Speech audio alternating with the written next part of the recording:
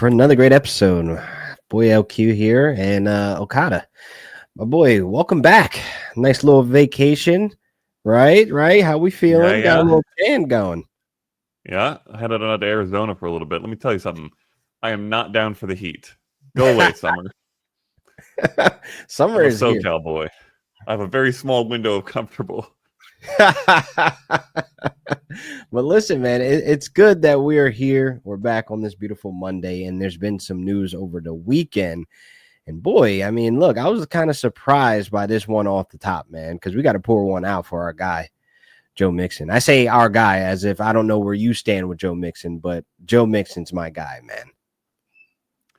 Yeah, well, looks like he's going to be maybe not the Texans guy, although, we don't know what Nick Chubb's going to be like. He's coming off of several thousand horrible knee injuries at this point, it feels like. So yeah. That's going to be the big question is Texans looking to sign Nick Chubb. They haven't actually signed him yet as of our recording, right? If I'm correct. Correct. It just agreed to terms of one of those things that, it's basically like a head nod, like, okay, we get it. You guys are going to sign him. All right. Just get it over with. I mean, if he's Nick Chubb or even like 80% Nick Chubb of old, it feels like Joe Mixon loses all of the relevant value. Yeah. Because he's going to be at best fighting for a 1B spot with Nick Chubb. That being said, with the injuries in Chubb's history, I think it's more likely that he's lost several steps and is a depth piece, maybe takes a few goal line touchdowns. If that's the case, then Mixon holds a lot of this value. And what it could do, if that is the case, is drop Mixon's ADP and make him a better value in drafts if he holds on to that starting job. What do you think?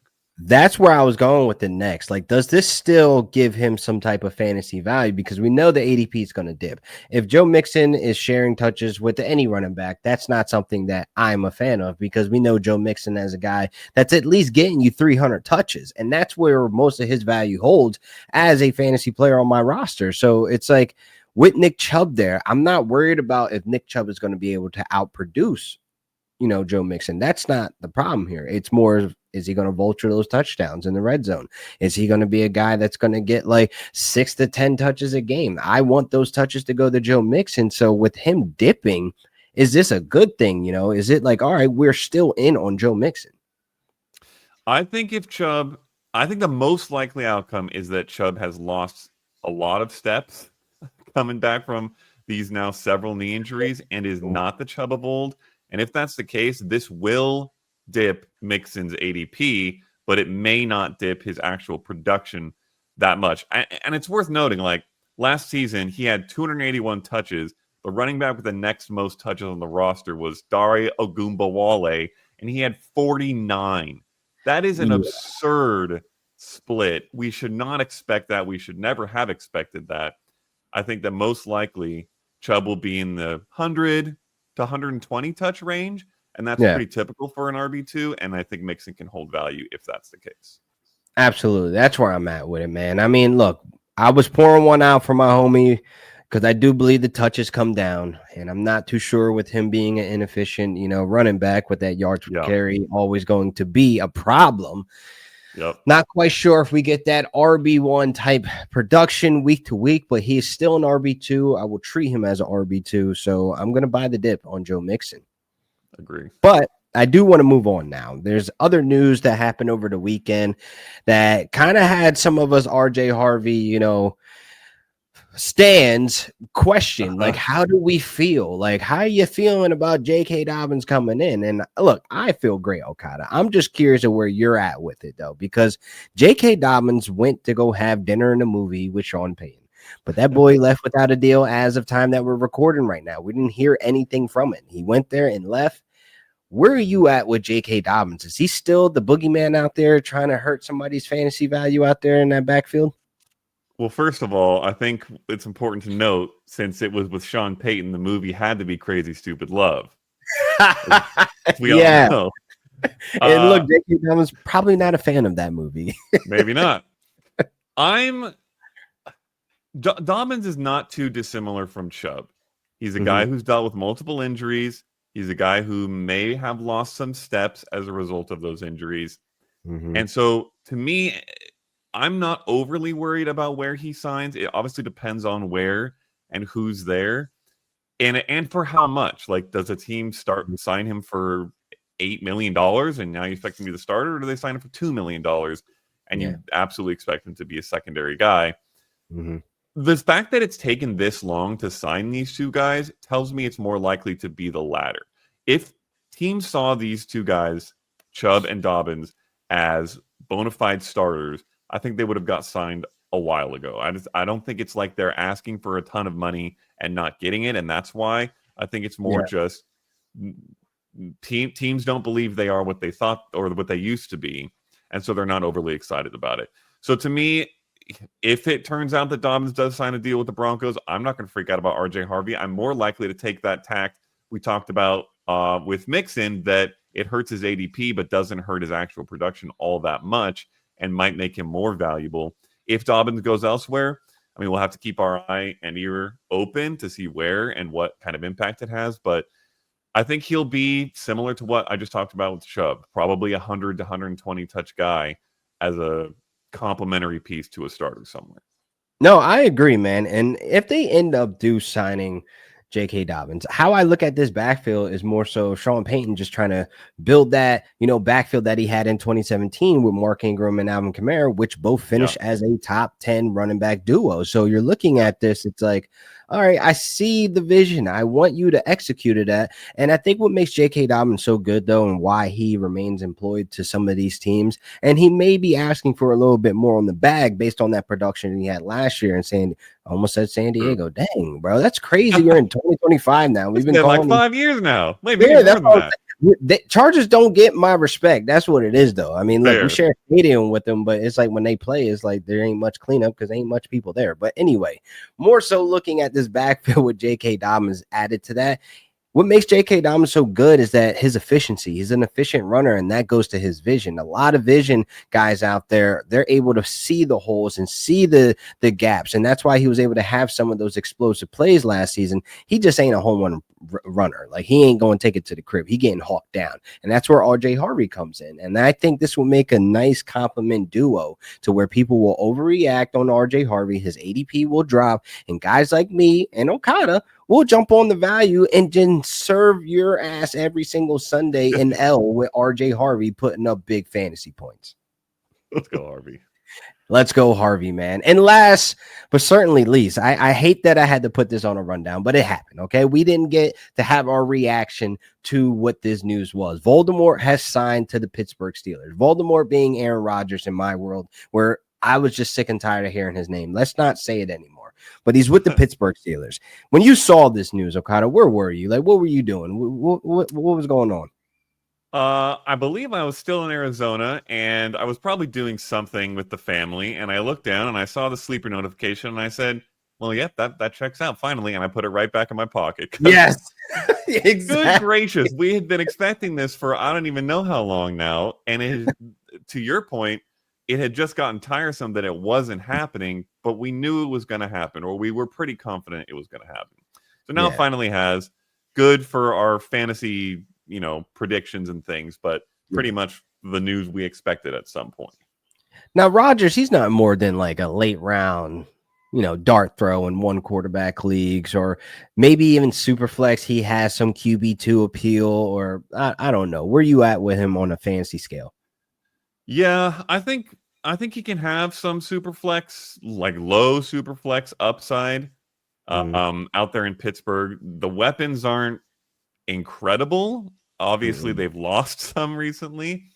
And he's gotten old, did not look quite like himself last year. Still wasn't terrible, like could put up a few QB1 weeks and was in that QB2 range. So if you're in a 2 QB league or in Superflex, I don't mind stashing Aaron Rodgers away somewhere. I think the bigger question is, what does this do for the pass catchers there?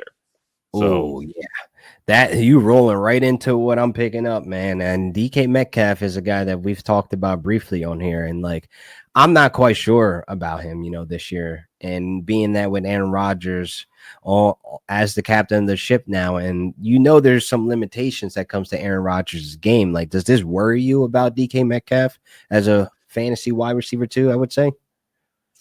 I think it probably depends on, with Rodgers, it really depends on one thing always, and that is what kind of rapport can you build with him? Yeah. Because if you can't manage to build that strangely important rapport that only Aaron Rodgers values so highly, then he's going to convince the front office to go out and get Alan Lazard and maybe Devontae Adams somehow, because he always manages to do that. No, stop right there, brother. He is in LA for 2 years, locked in, baby. He is happy, enjoying this sun over here. Don't do that. Don't do that. Don't bring him to the darkness in Pittsburgh. I don't know how Rodgers does it, but somehow he always brings these guys in. Assuming that he doesn't, he does tend to lock in on a guy. Like Garrett Wilson last year had 154 targets, even with Adams coming in and getting 114 after coming in, midway through the season, 114 total on the year. So I think that with the rest of the depth chart that they have in Pittsburgh, which is little to nothing, he may well see his highest career target total, and that could be big for Metcalf. Whether he puts up, double-digit touchdowns or 1,400 yards really does depend on how good Rodgers can be, and that's a very up-in-the-air question right now. Yeah, that's one of those things where I like it's real nasty work over there.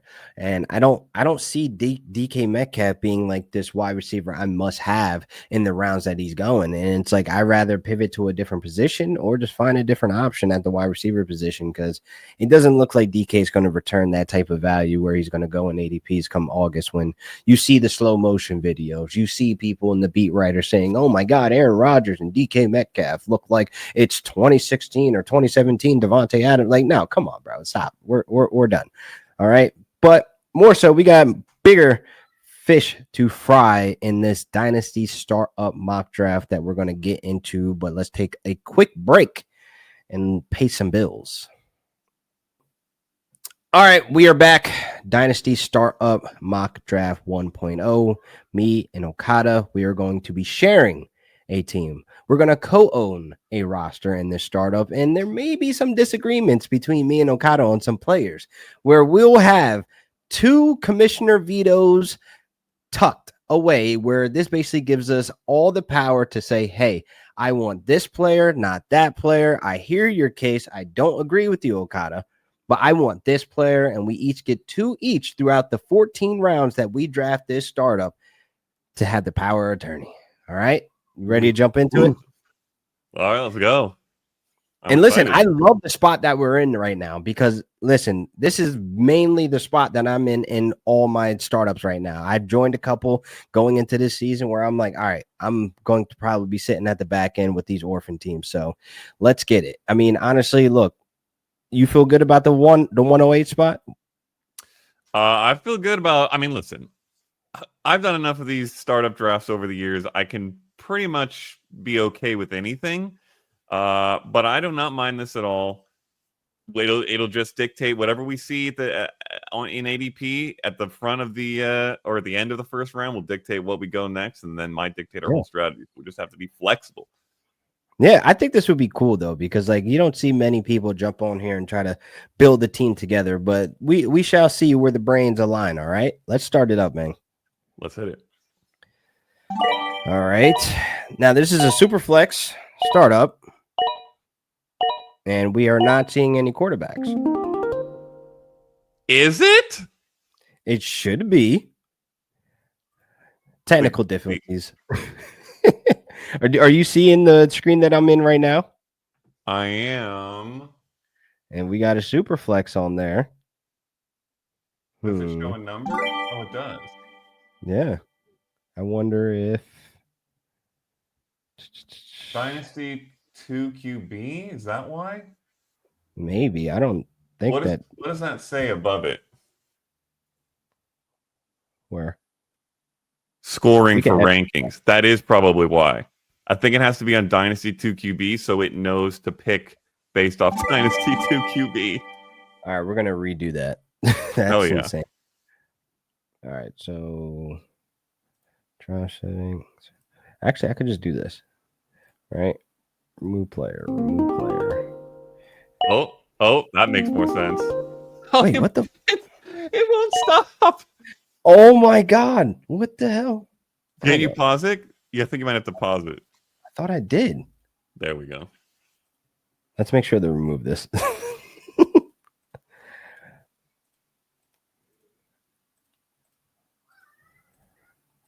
All right, boom. Okay. Hit a resume, or let's come out of the break first. 3, 2, 1.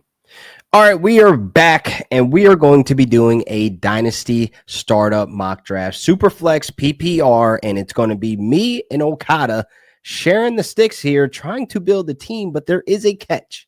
We each get 2 commissioner vetoes to where if we disagree on a player, we could pull that right out the pocket and say, no, we're going with RJ Harvey here. You know what I mean? That's just an example, but we both align good with RJ Harvey, right, Sure. Okada?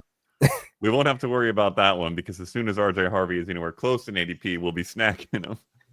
Absolutely. But let's just get into it, man. I can't wait to jump into this to see what we both build because it's not always that I see 2 co-owners, 2 analysts on the same show try to build a team together. It's usually going against each other, talk a little trash, but I can't wait to get into this, brother.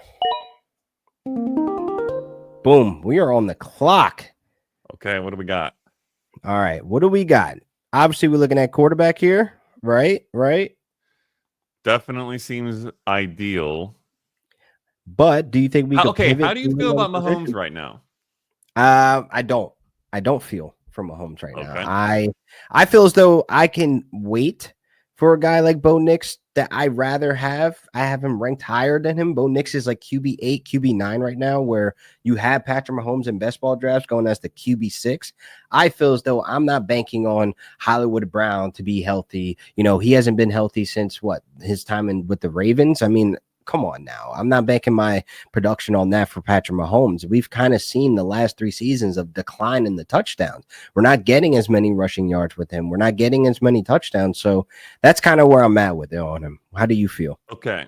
If that's the case, I feel like there's a big tier of quarterbacks here where we can maybe get one of this tier on the way back. What other options do we have if we don't go quarterback? I'd be now curious if you're into getting neighbors here. Now, I like to staple myself with a alpha that is always going to be the alpha of that team moving forward, no matter who the quarterback is. I like neighbors here. How do you feel about CD if we were to go I like Lamb or Neighbors. Lamb or neighbors. So here at the 109 spot. Oh, come on, dude. You can go wide receiver. Oh, Jesus Christ. Freaking got double picked. Oh, the timer. The timer screwed us. Incredible. But we're good to go. So we're gonna go on neighbors. We got to remember to pause the clock when we're talking. So Bowers goes at the 110, which is interesting. Okay, I can tell you who I'd be interested in on the way back. Ooh, but they just lost Mahomes actually. Oh boy. Okay, if you hit all, how close is Trey McBride? Oh, he's right. Trey McBride is right there. He ain't making it back. I could tell you that. I could see Trey. This is what I'll say. Now, this would be a crazy strat, LaQuan, because we're with this the Superflex startup. Yeah. I love getting one of the 2 elite tight ends in Bowers and McBride. I think there's such a huge tier gap over everybody else. Mm-hmm. If we go McBride here, we probably have to double tap QB at the next turn. Yeah. And I don't know what guys would be getting. If you go QB and like look down the list at ADP that's in like the 30, like mid to late 30s, love Kyler. See, I'm okay with that. Yeah, I'm good with Love and Kyler. And you know what? These are still young players, and I think they're staples of their organization. I would just much rather have Kyler just with the rushing upside. Love did take a little decline. I say we roll the dice here. And I say that with getting McBride. So I'm on board with that because he's my tight end 1. You know what I mean? Bowers McBride as start in a PPR. That's nasty. Yeah, what a chance to get Kyler to double tech that stack if you guys are into that, man. True. Yeah, All right. that's not a bad spot right there. So we're Cross gonna our go trade fingers. here. Oh, boy, Herbert, that was expected. May, wow, the Big expectations wide for May receiver are room. high. Yeah, my boy, Bo. I'm a Bo lever, man. That was hard to see. I wanted Bo there, but I wasn't gonna pull the commissioner out on that. Okay. All right, A so now gazillion we're wide receivers went, a few running backs, and several quarterbacks, but not the ones we were looking at. But the two that we could double tap here are right here in Love and Kyler, and we could fade quarterback and worry about our running back, which I still think there's some good value here. Or do we tap the one quarterback and grab a running back? Okay, I don't hate that. Go back to quarterback for a second. Let me see what else we've got down the line. Baker, Yeah. don't hate. Brock Purdy. How do you feel about Brock Purdy right now? Brock Purdy signed the bag. It's a staple. He's going to be there for a while. I just don't like the weapons around him right now when it comes to question marks of their health. So it's like, is Brock Purdy going to be able to return as like a QB1 in sense most weeks? We don't know because of the health. So he's kind of a guy like he's good to be a QB2 for me. He just wouldn't be the guy that I would take here. Okay, so the reason I asked is not to take him as our QB1, but if we take Kyler here and we end up with Purdy as our QB2, I think Purdy's a great QB2. He's a So great QB2. It's just I feel like he's the weakest of the great QB2s out there in this tier. Like I feel like I would rather have maybe the upside with JJ McCarthy here rather I than don't hate have it. McCarthy. Yeah, like I want to take a swing at McCarthy because KOC has shown and proven to us that he's a QB whisperer or a guru or whatever you want to have it out there. He just knows how to get the best out of his quarterback, and Sam Darnold is the latest of that product. So I love having this type of conversation too about like a Purdy and the JJ McCarthy, because these are two guys that are question marks going into the season. One guy for production and being the health of his team, and the other guy is just this is his rookie year. But I love the upside when you have Justin Jefferson. Okay, I like taking Kyler here and then seeing what's left for us on the way back. All right, we're in agreement, man. I'm down for the Kyler, man. Get back to that rushing production, my guy. We need that 700 yard. Bang, Kyler. Who's gonna make it back to us? Receiver. Heavy wide receivers, bro. Look at this run. Yeah. No All quarterbacks. Right. This is odd. This is a weird mock. This is definitely like a sleeper mock because like this is weird. Okay, pop that up. How many more quarterbacks are we good with? I'd be curious if we can punt out a little further. I'm gonna put him on the watch list. All right. Sure. So I'm good with JJ. Right. Yeah. If you're a believer in Liam Cohen, are you into Trevor Lawrence? Where are you at with Trevor Lawrence? I'd rather have Baker, Brock, McCarthy than Trevor Lawrence. Maybe even Penix. Ooh, but Lawrence that's a is like conversation. not that bad of a QB2. I'm okay with Lawrence as a QB2. I'd say I'm okay with like. See, I feel like I'm okay with like 8 to 10 guys here. I think we could maybe pass on quarterback here. Okay, I'm in agreement with that. What about running back? Where are you feeling? This is a startup now. This is a startup. This is where these conversations spark up too. Now, where are you at with the Browns running backs? Quinshon Judkins is here, right? Now, I like Judkins. Judkins a lot. Right here on this turn. Now, if we get Judkins, this would be our RB1. Yeah, with workhorse upside. Yes, he does have workhorse upside. The main problem there is the offense. Yeah. I think Judkins is going to get the vast majority of the work. It's just a question of how quickly can this Cleveland offense become even half decent. Because if they are stuck in QB purgatory and can't figure out how to get their offense on track, Judkins, I think, will suffer. There's all the...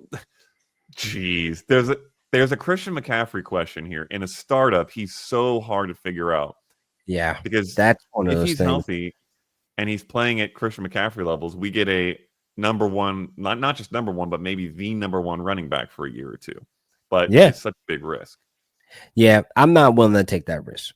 Only because we've seen this story play out before where he's returned back from injury and went back out for injury, and the whole transition for San Francisco is a fresh start. But now here we are with CMC missing majority of the season last year due to injury. So I'm about out on CMC in the startup. Like, I'm cool. I'm not losing sleep over this one big year or two that he has left in him. But I'm not against Junkins just based on the volume and everything else. But you brought up a great point of that offense, though. Would you go Judkins over Jonathan Taylor? I would. I was going to get to my next question about that because he's a guy that, are you drinking the DJ Giddens Kool-Aid? No. No. Okay. So for you, do you feel like JT has served you well these last couple seasons as a fantasy manager? He's served okay. I would say maybe not what you had hoped when we were drafting him in his rookie year or even after his rookie year. We kind of expected him to be the RB1 in Dynasty for a long time, and he's clearly not that right now. I think that's he's not too dissimilar from Judkins in the sense that they both play in weird offenses that are in QB purgatory. They're really talented players, not necessarily going to be, 60, 70 catch type guys. And then the touchdowns, if they suffer because the offense is bad, that puts them in low-end RB1 territory instead of high-end RB1 territory where we'd like to see them. Yeah. Basically, I think he's like more proven, but few years older Quinshon Judkins in a way. Okay, now I just want to swap over to wide receivers right now just to see who's available now. Now we have Neighbors. That's a staple of our wide receiver one with the longevity there. Is there any guys in this batch where we're looking at Roma Dunze or even a Rashid Rice who's returning back from injury, T. Higgins who's now paid and their defense is terrible, so they're going to be chucking the ball at least 60 times a game. So these are interesting like wide receiver 2 staples for a startup. Like, are you interested in any of these guys or who has the most upside? I like T. Higgins a good amount here. After that, I feel like Rice is such a risk. Both him and Worthy are big risks. I think McLaurin's at danger of falling off a little bit. Devontae Smith is a very good, like, solid wide receiver, too. I feel like, you know what? I feel like Devontae Smith is a little bit overlooked to where because he doesn't have wide receiver 1 upside, we kind of just, like, skip out on him a little bit in this range, maybe. Because like some of these other guys in this range do have wide receiver 1 upside, but where guys like Rice, Adunze, Worthy have a big risk of not even being wide receiver 2s or of having really disappointing seasons, I don't think there's any chance of that with Devontae Smith. He's basically like the most locked and loaded wide receiver 2 in all of fantasy. I don't hate the idea of having Malik and Devontae Smith as our 2 wide receivers. I'd be happy with that. I'd be happy with Higgins. I think I'd be happy with a couple running backs if we don't want to go quarterback here. I like that because, look, I feel like we could wait for a quarterback right now. And I say that because we're seeing how this falls right now. Like, we got Kyler. We're right here on the turn at the 4-4. Which one are you feeling, though? You want to go running back or wide receiver since wide receivers are going on a run right now? To me, I would lean – I think I would lean wide receiver here because I prefer building around a core of young pass catchers in Dynasty. And I think it's easier to pick up running backs that we can get a good year or 2 out of a little bit later. And then, draft rookies in a year or 2. It's much easier to cycle through that position, in my opinion. I agree. So I'm swapping over to the wide receivers. I like T. Higgins right here. Okay. Who do you I'm like? good with that. All right. I like him and Devontae Smith both. I could be good with either. All right, then. So we're going to make that pick right now. Beauty. Get some T. Higgins in my life. Feels so good. Man, there's love. Okay, expected. Love and Not Purdy. a lot of other quarterbacks up there. Okay, Purdy. This is shaping out nice. Okay, Baker. Goff. And Goff. So 4 quarterbacks. Wow, that's interesting. Now, who are we looking at as QB2? JJ is still here. The upside for this is insane. Because how do you feel about JJ as an overall like fantasy option going into this season? Do you think there is a QB1 ceiling for him? Like, do you think that he could be one of those guys that can average 18 fantasy points per game or more? I don't even know. Okay. Yeah, I guess I'll say I feel not just that there might be one, I feel confident that his ceiling is QB1. I feel like the question for me is how high could that ceiling be? I think with the pass catchers he's got an insane group of pass catchers in Minnesota. I think he could be a top 6 quarterback. It would not surprise Wow. me. It That's it Bo would be Nix. tough. It would be tough because he doesn't necessarily have the rushing upside, and most of the guys in the top 6 do. So he'd probably have to hit like 35 plus passing touchdowns. But I don't think that's out of the realm of possibility. When So you have a freaking nature on the perimeter, no, it's not. I mean, Justin Jefferson. yeah, I mean exactly. that's always going to be there on the table. So I'm feeling like I want JJ here. Like I feel like I feel comfortable pulling the trigger here for JJ. But do you feel like we could wait to get him on the 6'4"? Okay, so this is something I wanted to point out actually, because this is a really big thing for dynasty startup drafters, even regular redraft, best ball, anything. I think it's a valuable piece of advice for our listeners to pay attention to the other teams and what they're likely to do coming up before your next pick. So if we look at our pick right now, the next 3 teams behind us have a combined 1 quarterback. Yes, sir. So there is very little chance, in my opinion, that McCarthy doesn't go, and probably even a couple other quarterbacks, even though there's only 3 teams behind us on this turn. That's 6 picks. I would expect 3+ quarterbacks to go with those 6 picks. So to me, I think it's very likely McCarthy here. It's either McCarthy, Lawrence, or Who else? Penix. Who else do we got a quarterback? Dak, Justin Fields. Nah. Your boy Jackson, but no. I do like Justin Fields. Oh, Sam Darnold. I might be using my veto for Jackson Dart at some point in the not too distant future. Oh no. You are a sick man. I think it's McCarthy here. Just for fun, what do we got at the other positions? I'm curious. Now, at wide receiver, we're looking at some of the guys that we had question marks about. Xavier Worthy. I mean, you're looking at Terry McLaurin, who's frustrated with his contract, but I'm sure Commanders are going to pay him. Zay Flowers wants more targets after seeing Rashad Bateman get the bag, $20 million guaranteed. Jesus Christ. And then you have DJ Moore, who thinks that, he may be touching the ball actually less this season, with the comments from Ben Johnson and that coaching staff. So the wide receivers here feel kind of yucky to me. Like, I don't feel like I have to, being that we already locked that up with T. Higgins here. I agree. What about running back? Running back? Still don't have one. Oh. Wait a second. Ooh. Wait a second. Do we do it? Walker, RJ Harvey are the top 2 running backs on the board. I love both of those guys. Oh my God. Here's the thing though. I ain't a KW guy because he got to stay healthy for me to be a full-on KW guy. But RJ Harvey. Here's what I would say. I would say if we take McCarthy here, we're likely to get one of those guys, probably Harvey as a possibility on the way back. I would lean McCarthy and then hope to get our RB1 with one of those guys. Now, I got to ask you, are you an ageism guy? Harvey will be 25, and we're looking at him going into next season as a 25-year-old starting running back. Does this feel like a good investment for an RB1, being that he's a bit on the older side? Here's what I'll say. I am an ageism guy, particularly at the running back position. Yeah. I don't want my running backs to be 29 plus. RJ Harvey's not 29 plus. He's 25. And I play Dynasty for a 3-ish year window. I'm not looking 4 or 5 years into the future. Everybody who's doing that with their, oh my gosh, this rookie's 25 years old. I can't draft him because in 4 years he'll be done. In 4 years, you're going to be in a completely different place. You're probably going to have traded RJ Harvey. If you haven't traded RJ Harvey, he's going to be going towards his second contract where we don't really like guys anyways. So I'm not worried about the age. I think he's in his prime for the next 3 years, which is when I care about my dynasty running back. It does not matter to me at all for a startup. All right. So we're going McCarthy here.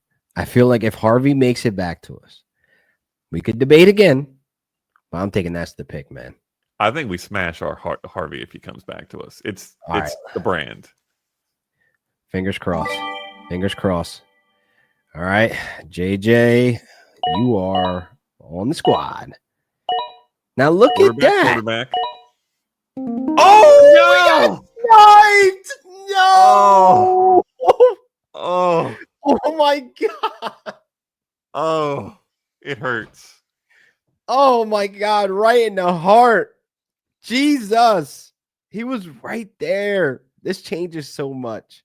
Also, Jeez. we really need to blame Team 12 for this. They're going towards the 7th round without having picked their first quarterback. What are you doing, Team 12? Team 12. And I like how everybody else has a name, but then that was just Team 12. What a jerk. He didn't show up to the draft. Oh my God. I wanted Harvey there, man. Who do we have left? We got your boy KW, but I want to talk a little bit about Caleb Johnson and Chuba Hubbard. Now, honestly, these two guys, you have one rookie coming in. There's really a question mark on his role, Jalen Warren or not, or Chuba Hubbard, who kind of inherited this Panthers backfield as their starting back. And he had some good games last year, man. Yeah. So here's what I'll say. I like Caleb Johnson. I think he's going to be a very solid RB2. I think he's the Devontae Smith of running backs, basically. He's guaranteed to be an RB2, much like Najee Harris was, but to me does not have RB1 upside. Chuba Hubbard, I like him. He's been efficient. He, got his little contract. I just don't love how much else there is going on in that backfield and on depth chart. To me, and he's not like he has first-round draft capital to fall back on. The second that someone else gets healthy or that Hubbard, fumbles a time or two, to me, he doesn't have as high and safe of a floor as I would like for our RB1. I think he'll be good, but is just risky. I'm not going to lie to you, LaQuan. Oh, Cam Scadaboo's coming up. I love Cam Scadaboo. I'm not going to lie to you. We can look a little bit at the other positions. I might exercise my commissioner veto to get us KW here. Here's the thing. I know that Kenneth Walker has dealt with injury. Yeah. He's been off and on with these injuries that have kept him from reaching his full potential. But in the stretches that he's been healthy, he has been an RB1 consistently. Yes. Agree. To me, usually, unless it's a guy who's like consistently dealing with soft tissue hamstring problems, like a Christian Watson. In those situations, I'm out on the injury-prone bug. I don't think that that's the issue for KW. I think that he is more likely to be what Keenan Allen was, 8 years ago, where we all thought that he was injury-prone, and then he suddenly got healthy for 5 seasons straight and was a Pro Bowler every single year and a fantasy wide receiver 1 in PPR. I think we're more likely to get that. To me, Kenneth Walker is the last guy who I would confidently put an RB1, Dynasty RB1 tag on that's left here on the board. How much do you hate it? If I use my veto here, how much do you hate it? On a 1 to 10, like a 7, man. Like a 7. I hate it for multiple reasons, though, but I understand the move here just based on this batch of guys that we would have to look over and hope that we look at the scraps down here as our RB1s. Like, this comes down to situational moves. Like, this could be dynasty changing right now, but it's more so of like, you're right on a scale of when KW is healthy, he's one of the most dominant players on the field for the Seahawks. He's a guy that can get out of that backfield and contribute in the passing game, very explosive. I know last season was kind of like a down year for his explosive rate, where Zach Charbonnet kind of looked more like he had the juice, but this is a guy that's been battling injuries. That's why I'm kind of like standoffish. Like, how many games are we going to get from him? Like, I want a consistent RB1 for the next couple of years, and I don't really think his situation's a staple there in Seattle either, with Zach Charbonnet being able to show up and show out at times as well. Come on, Okada. Okay, if I don't use my veto, what would be the pick for you? What would be the pick for me, honestly? Now, this is a unique situation because we have the tight end locked up so early, and which is a good thing because honestly, I would have loved if we would have waited. If we didn't get Trey, I would have waited until we got Loveland, or we would have went down to mess with the Isaiah Likeleys if you want to wait that late. But I feel as though right here, I hate KW, but he ends up just being the best option, like by far. Does that mean we can pick him without me using my veto? Yeah, save your veto. Just based on because just save your veto because there's no point because it's like who else are you going to take here? You know, like I would have took a tight end. I would have took Loveland.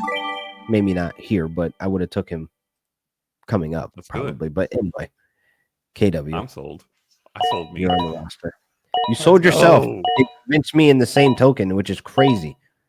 Also, we're going to have to take Sir Henry outside after this draft for taking RB1 spot for us. That was insane. Like the snipe right there was nuts. It was either JJ or Harvey, man. All right. So how this shaped out, which I'm a little surprised to see Alvin Kamara to go here. Like, are we sauced over there, Sonic Rings? But I feel like this kind of played out how I was saying I would have took Loveland. You know, he wouldn't have made it back. Yep. Yeah, he wouldn't have made it back. But we're and good here. So receivers. Yeah. So now here I'm looking at wide receiver for sure. Now Waddle. Oh, this seems like a great pick right here. Because you know what? I'm gonna say it. I think Tyreek Hill is going to be out of Miami soon. It's very possible. And we know Jalen Waddle can play as a one because he has the pure talent. Dude is quick off the line. He could do anything and everything with his route tree and be able to beat defenders. And I think Waddle right here would be like a staple of having that confident pass catchers that you build a dynasty roster around.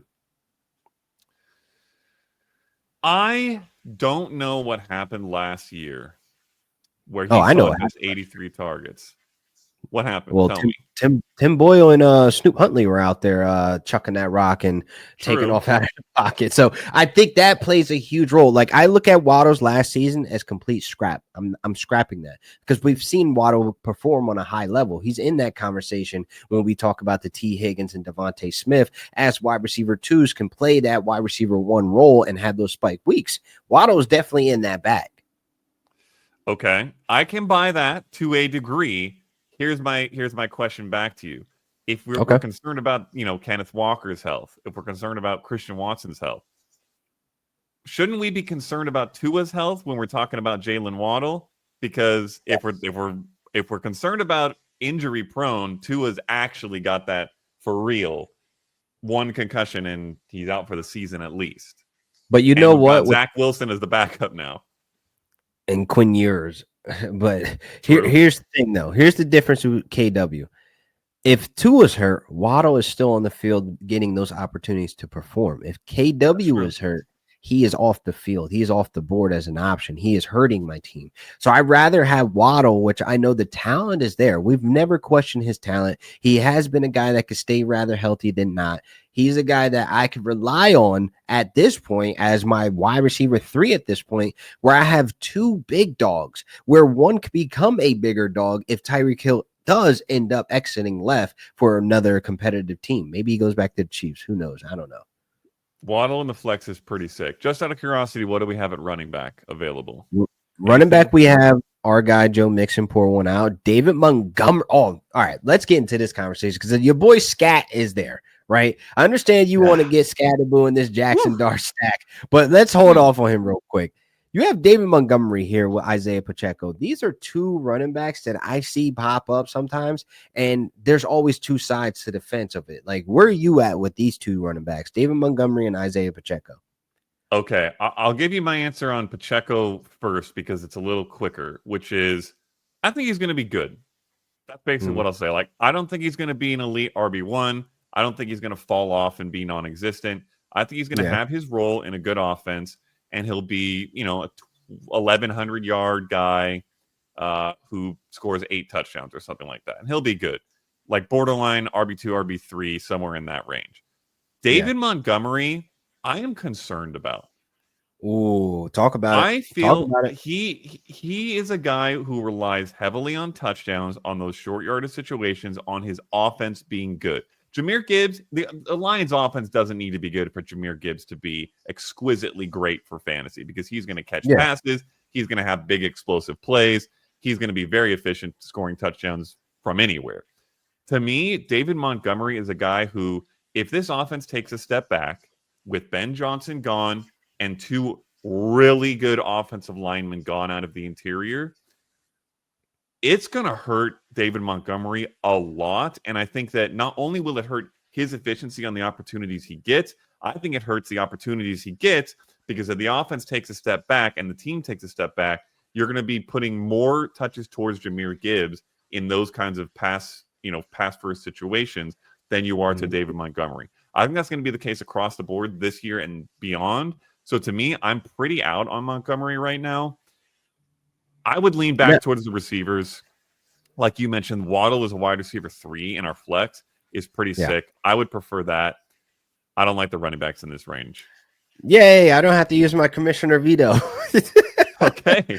Let's go. We're on the board. I'm glad we're in agreement with that because you brought up great points, man. Definitely when we're talking about David Montgomery. And I feel like this is the time that, you have to kind of see what you can get for him because I'm selling at this point. Like the captain of that ship is no longer the captain of that ship.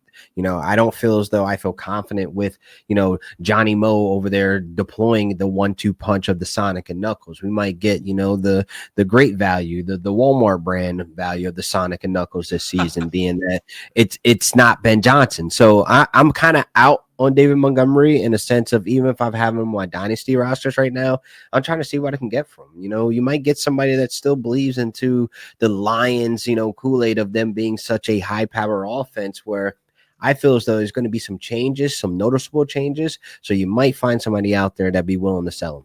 I mean, willing to buy him. So yeah, we're going Waddle here, right? Yeah. Incidentally, I have David Montgomery as a sell in one of the FTN moves to make columns over the last couple of months. So I agree with you. Oh, yeah. Absolutely. All right. What we got? Okay. Dak went. I was wondering when that was going to happen. Honestly, I'm actually surprised he went after Bryce Young. But yeah, I mean, how you feeling about how I would say Dak in this season? Like I feel like if he's healthy, we're getting Dak is back, right? Yes. I think Dak's probably being pretty undervalued and overlooked right now. He has been good for fantasy when he's been healthy, and he's got more than just CeeDee Lamb now, which is not something he's consistently had. So I think he could be a very dangerous 35 plus touchdown guy with the pass catchers he has now. Yeah. I like Dak. I don't necessarily love him for dynasty as much as opposed to redraft because I don't know if I trust that organization and what's coming in the future for them. But yeah, I think he's being undervalued a little bit. So you know what? I honestly think you're going to use your commissioner veto this round because we're on the board right now. So I'm looking at the quarterbacks. You got your boy Jackson Dart here, and then I look at the running backs. You got Cam Scatterbill. Now, I could probably say this. One of them not making back to us. So this will probably have to be the pick, to be honest. Mm-hmm. So what you thinking? Okay. I'm gonna let you serve up a case. We're gonna sneak preview of what a segment is going to be coming. Make a case for why right now we should take Jackson Dart or Cam Scatterbill. Give me the ADP on Scatterbill real quick. Dart is 94. Scat 94, is basically. Okay. Oh, go back to running back real quick. Swift. 104 for DeAndre Swift. Okay, I'm sold. Here's what I'm doing. Okay. First of all, I love Cam Scatterbill. I would like to get him on the way back, but I don't think we're going to. I hope we can get DeAndre Swift on the way back if you like Swift. Otherwise, I'm down to talk other things. I am going to say at quarterback, it's very tempting to go Jackson Dart here because we get the Malik Neighbors stack. Yeah. However, Justin Fields yes, sir. is sitting right there as our QB3. Justin Fields as a QB2 is rough in Superflex. I do not want to have to rely on a guy who's on a 2-year deal that could very easily be not the starter a year from now. Heck, half a year from now, he could be on the bench. That's real rough as my QB2 in a Superflex. But as my QB3, where I don't have to rely on him, but he could become a top 6, top 8 quarterback very easily for as long as he's the starter. And if he plays well enough to earn that starting role for another year or two, is suddenly, unironically, the best value in Superflex Dynasty Startup drafts across the board. Okada, I am here for the Justin Field train here as the Let's go. QB3. And I say that because he gives us that rushing ceiling that we want. And if we don't Yep. get it from Kyler, boy, we have it in the tuck. We have JJ McCarthy, what we were talking about earlier, could be a guy that hits that 30 to 35 touchdowns. Because hell, why not? You have Justin Jefferson on the perimeter. Why can't this happen? KOC on the sticks. Why can't this happen? So I feel Yep. really, really freaking good if we can get a Justin Fields right here as a QB3, bro. Like, are we throwing this down? Is this a smash? I think it's an easy pick. If you're down for it, I think it's a smash. Let's go. We're green, man. You only had to flash that little commissioner veto once, but you ended up convincing me on the last second. But interesting. Scat, your boy Scat went several picks after. Yep. Now we're and Dart. So Dart and man. Wow. Pearsall. Okay, there's a couple guys I want to talk about real quick that just went off the board. So looking at this, Lamb Chop. Let's look at his team real quick. He went Justin Jefferson, Nico Collins, Ladd McConkey. He finishes all with Ricky Pearsall. This is a wow juggernaut locker room right now of rosters of the wide receivers on this dynasty team. I'm really surprised with Pearsall though. That's a high pick for a guy that we're kind of unsure of right now, right? I mean, it definitely depends on where you expect him to be in the 49ers depth chart or in the pecking order. If you expect him to be well behind George Kittle and well behind Brandon Ayuk and behind CMC, then this is a high pick for him. If you say, well, hey, he was a former first round pick, Deebo Samuel's gone, I think this guy could challenge Brandon Ayuk, who's been inconsistent for the wide receiver one role. And George Kittle and CMC are both old and Ricky Pearsall is really young. Now, all of a sudden, this is a value pick. So it really depends on which stance you take on Ricky Pearsall. I think I probably fall somewhere in between, but maybe a little closer to the latter. I will say on the same note, I mean, not on the same note, on a very different note because of the style, but in the same value note, Devontae Adams going right here is a great value. Yeah. He went right before Ricky Pearsall. That's a year or two of potential wide receiver one ceiling. That's really nice value. I was about to say that Devontae Adams pick for any place that he goes to be a wide receiver 3 or 4 for any roster in the startup or even in redraft. Golly, the 2-year window you have for that wide receiver 1 production is there for you. The offense, the coach, the quarterback, like it's all there for you. So this is a great round to evaluate some of these staples that make some of these rooms dangerous because I'm looking around like we're one of these teams. Like, I mean, I want to look at the wide receivers, like who's on the board right now. Oh man, I love Trey Harris, man. I don't need to tell you, but I don't need to sell you on why I think this is a great pick right here, right? Because he's the wide receiver 1 for the Chargers, correct? Okay, so here's what I'll say. All right. Here's what I'll say. I love Trey Harris. I love his value here. I think this would be a great pick. However, click over to running back real quick for me. Okay. Oh, he's here. He's arrived. At the last pick, I said, if DeAndre Swift is there on our way back, I think it's a smash. We do not have an RB2 yet. I think DeAndre Swift is going to be a borderline RB1 for the next 2 years out in Chicago without that team adding anybody else, with Nick Chubb off the board now, basically, and J.K. Dobbins very close to being off the board. There is now no threat in free agency to come in and take DeAndre Swift's, 200-plus carry upside. To me, DeAndre Swift is one of the best values right now in any kind of draft. Redraft, best ball, even dynasty startups. I think if he has a RB1 ceiling for the next couple of years, that's a smash pick for me here. Absolutely, man. All right, so when you look at everything after DeAndre Swift, now you're looking at Travis Etienne, Tyrone Tracy, Zach Charbonnet, Tony Pollard. Like, out of this group, man, like when you hit the back end, like, because we're on the turn is going to come up.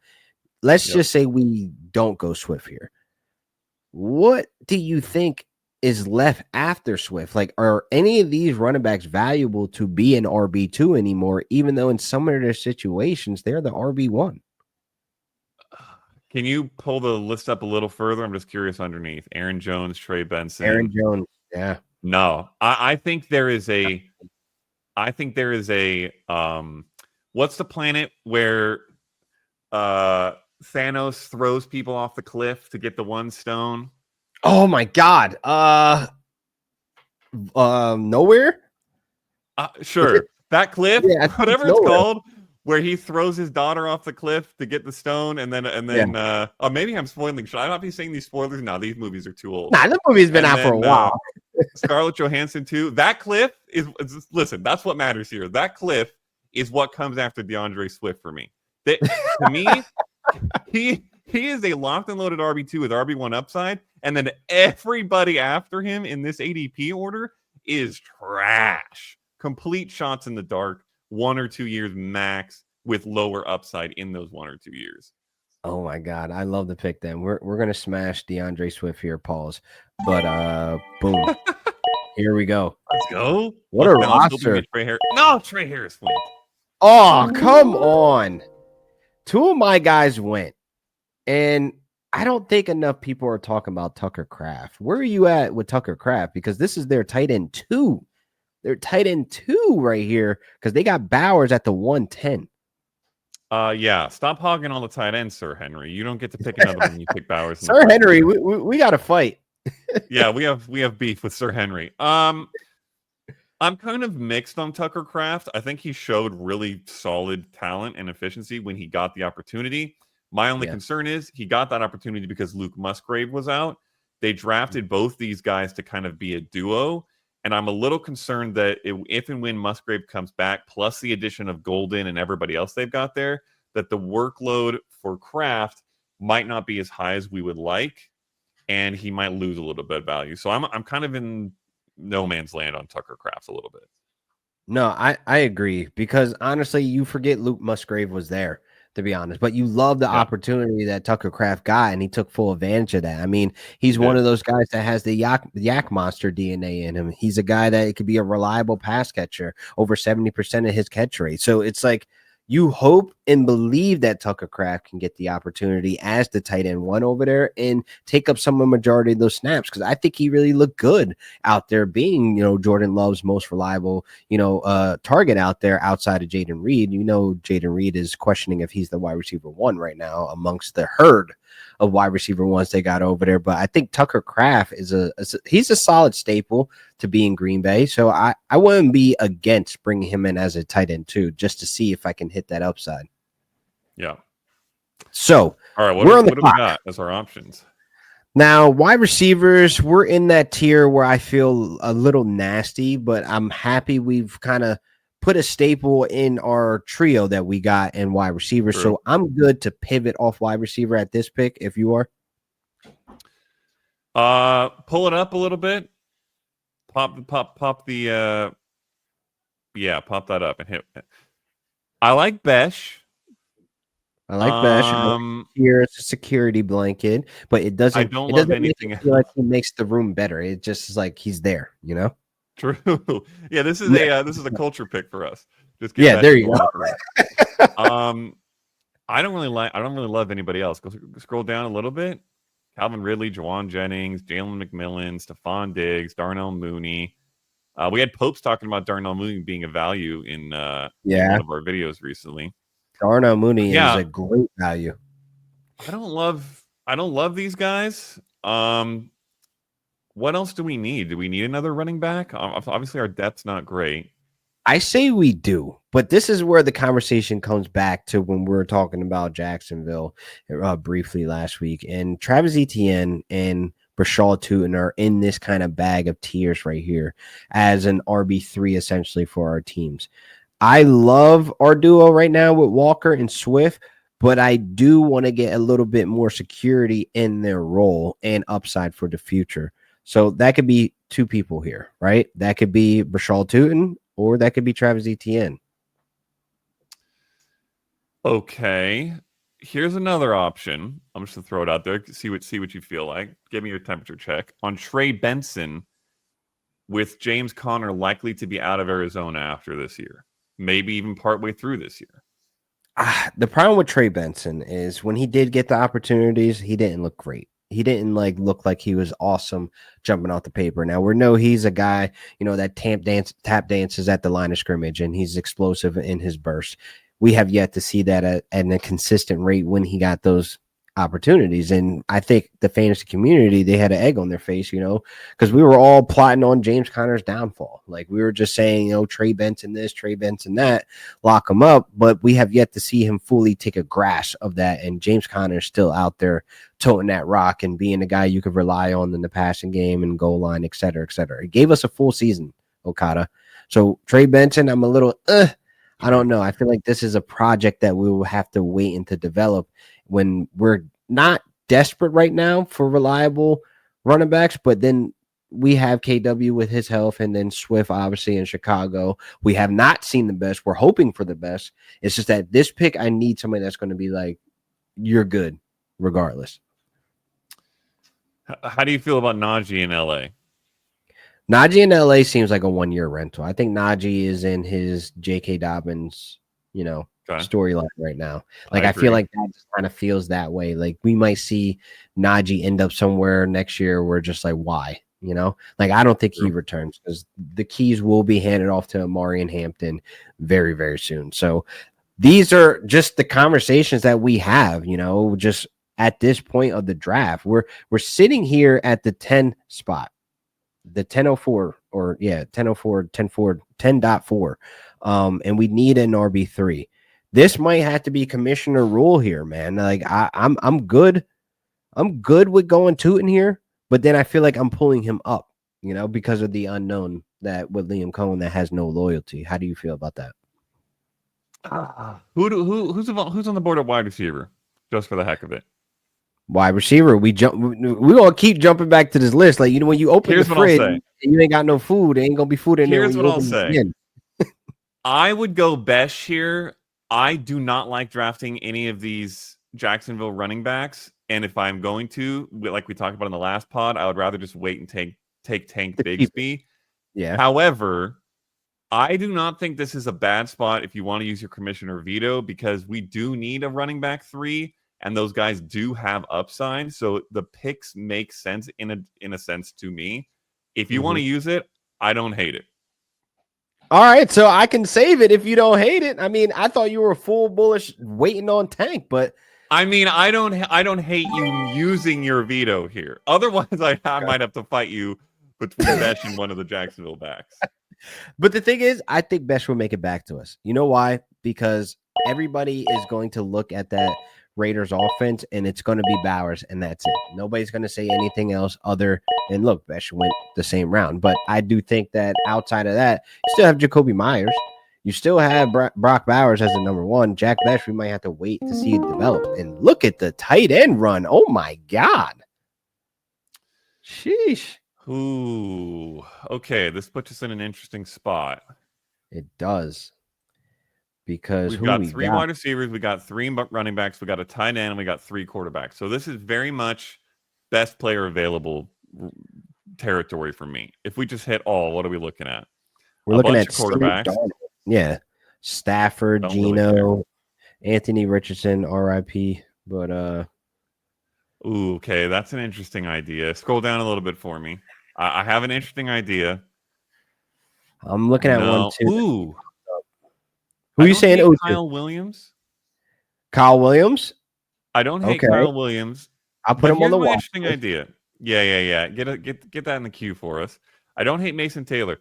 Here's my interesting idea, LaQuan. Tell me what you think about this. This is a little bit saucy, but it's not a bad thing to talk about in a Superflex Dynasty Startup Draft. Yeah. Year 2, 3, year 4, year 5 of Dynasty Superflex leagues. What are the most valuable players that people are desperate for spending arms and legs for and drafting super high because they need them in Superflex? It's a quarterback. I know we have 3. One of them's very risky in Justin Fields. Another one's kind of risky in JJ McCarthy because we don't know what's happening yet. Jalen Milroe. I see where you're going. Jalen Milroe is coming up here in ADP. He is a massive dart throw. He's probably not the starter for this year. He might not be the starter anytime super soon in Seattle. However, if he gets a shot, we basically get 2 Justin Fields starts here because he Oh will my basically be that. Anytime he is on the field, anytime he gets a starting shot, Jalen Milroe will be one of the best rushing quarterbacks in the NFL and will give us that 18 points just because he's rushing for 80 yards and a touchdown every once in a while. I'm here for that. What are your thoughts and feelings? I'm here for that because right now at the top of the board for best available, we're looking at Sam Darnold. And this is a situation where I don't understand why Seahawks fans are already ruffling the feathers, talking about Jalen Milroe, and then having Mike McDonald basically answering questions about Sam Darnold being the guy. I think, honestly, if Sam is going to perform anywhere near close to that Panthers performance where he had with Baker being his backup, and I know you remember that year, Okada, that was the worst version of Sam Darnold we've seen. He started that season off hot, being a mobile quarterback out of nowhere. We're like, oh, he rushed for like 6 touchdowns or something. Yeah, we're like, yo, you got a little bit of wheels on you, all right? But then we saw the fall off, and then we saw the fall off last year against my Rams, giving him hell in the trenches. So it's one of those things. This situation is a huge question mark. But even with one of those question marks being Jalen Milroe, there is nothing but dangerous upside here. So I'm good on getting him on the turnaround. I don't think he'll go right here, but I think I'll get him on the turnaround. And I want to jump back to the wide receivers. You said Kyle Williams. How do you feel about the Pittsburgh Steelers, about the New England Patriots developing their wide receivers, their young wide receivers, because we're all waiting for Jalen Polk and Javon Baker to break out, right? This is year 2 for them. I mean, where are we at with this kind of a herd of wide receivers that they have over there? It has been a legendary problem in New England Patriots franchise history, at least for the last 20 years, of our inability to draft wide receivers anywhere reasonably high and then turn them into anything reasonably good. So I don't have much hope for Polk or Baker. That being said, there's also a decent track record of this organization, granted with very different front office staff, or mostly different front office staff, drafting slot-y type wide receivers later in the draft and making those guys very valuable. We've got Josh McDaniels, not as a head coach, which is where you never want him to be. No. He's in there. God, no. I think Kyle Williams has a chance to develop behind Stephon Diggs, learn from Stephon Diggs, which is a great place to learn if Diggs is willing to teach him and can find time between his party boat endeavors. I think Kyle Williams has a lot of upside. He does. Now, I only bring him up because I feel as though there might be a bigger bang for a buck here. I do like Kyle Williams. I love the opportunity that he has because it's a wide open door. But I like Jalen McMillan, man. I love him a lot, man, because just based on what we've seen him pick up the pieces when guys were injured or out, he showed up to be a guy that can develop very fast into the role and be versatile, playing out of slot and outside wide.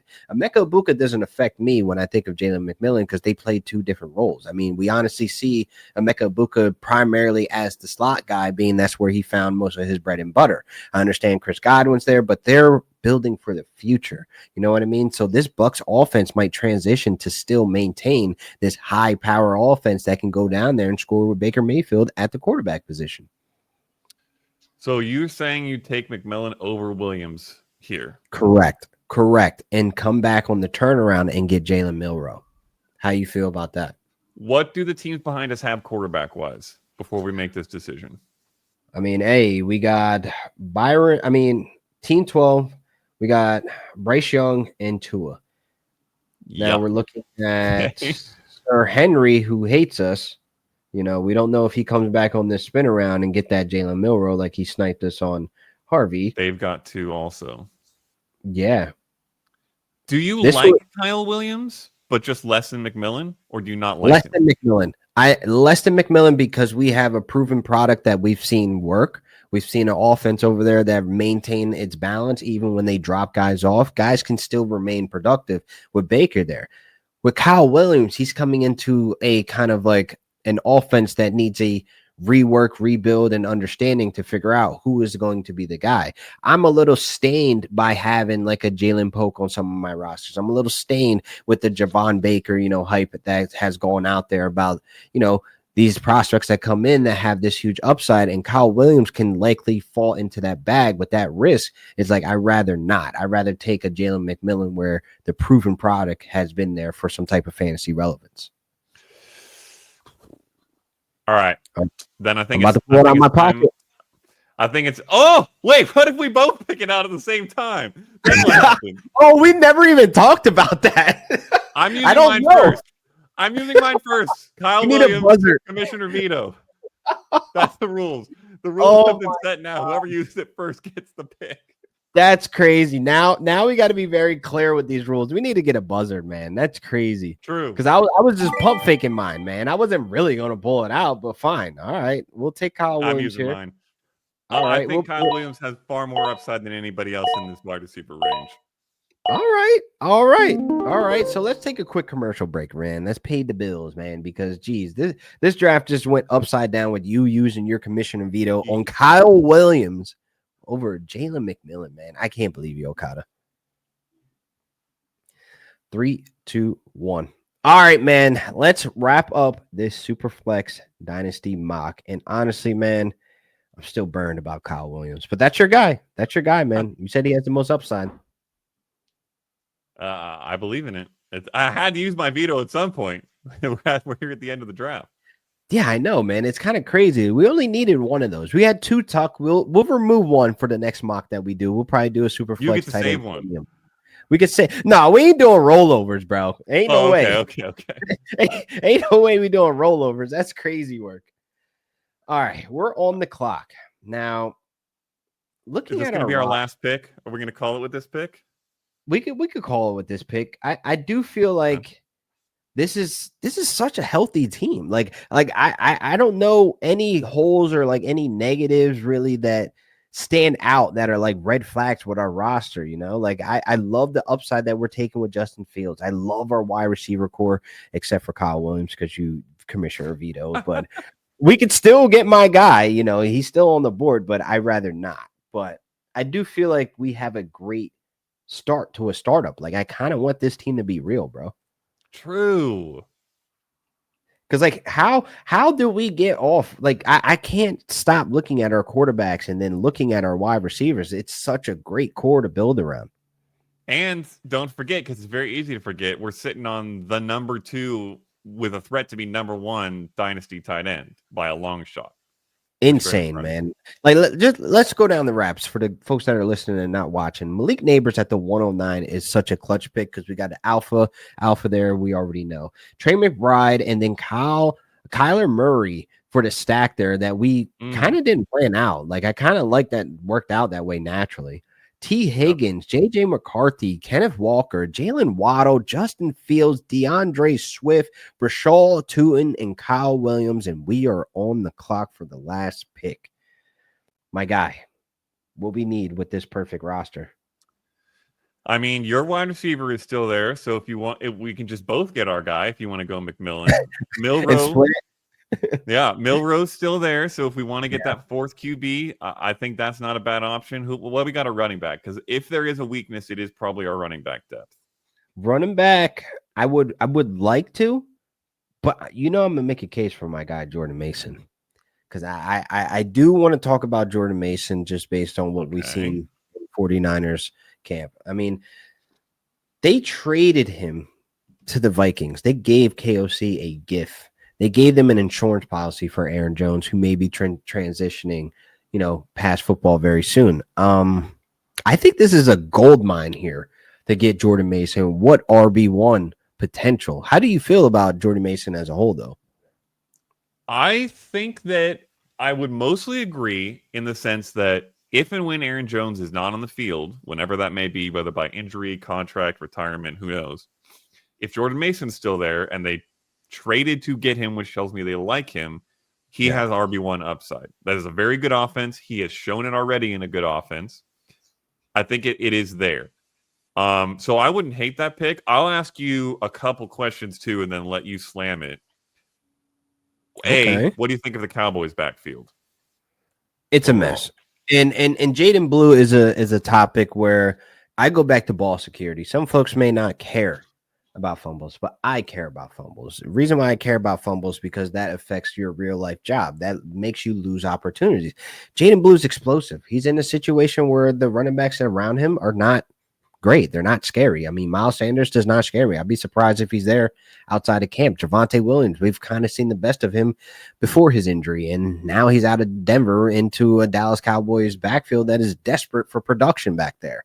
So I do think Blue for the future, he just ends up one of these guys of the Dallas Cowboys backfield that we're constantly waiting for to really hit that peak, to constantly have that guy be the Tony Pollard that we thought, once he got the keys, he did not look like the guy anymore. He didn't look like he was going to be that RB1 that we are hoping for, that Zeke numbers that we are hoping for. So I'm not a fan of the Dallas Cowboys backfield anymore. So I'm kind of just straight up fading and avoiding until significant changes happen. How about that?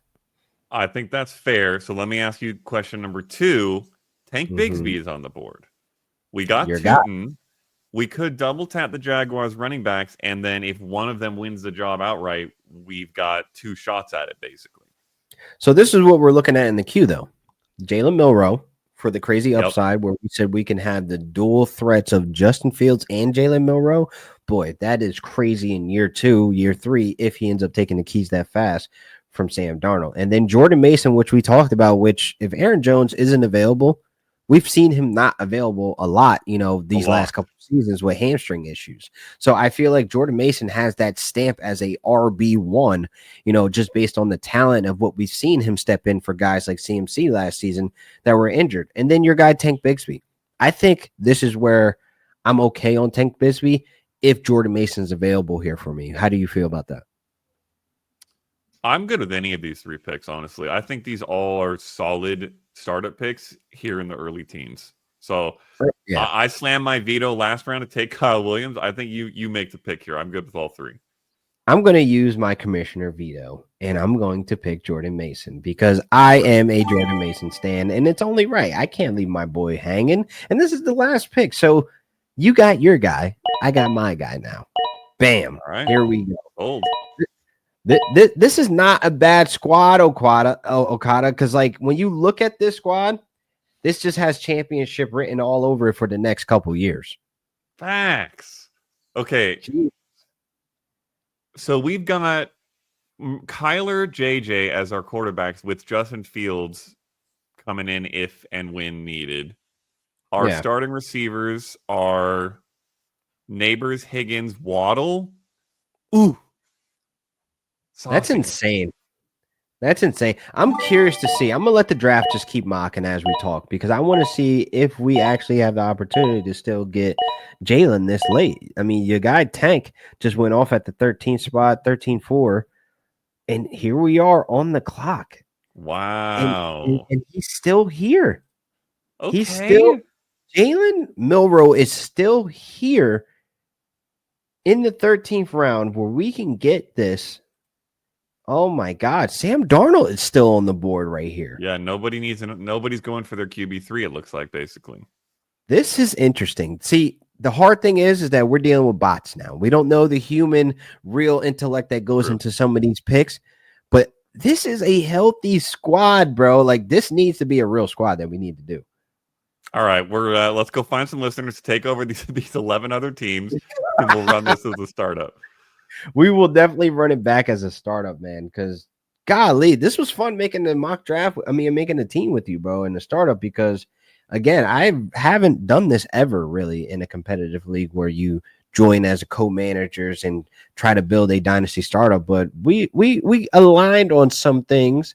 The Kyle Williams thing is going to come back. I'm just going to put that in the show, Doc, that Okada drafted Kyle Williams over Jalen McMillan.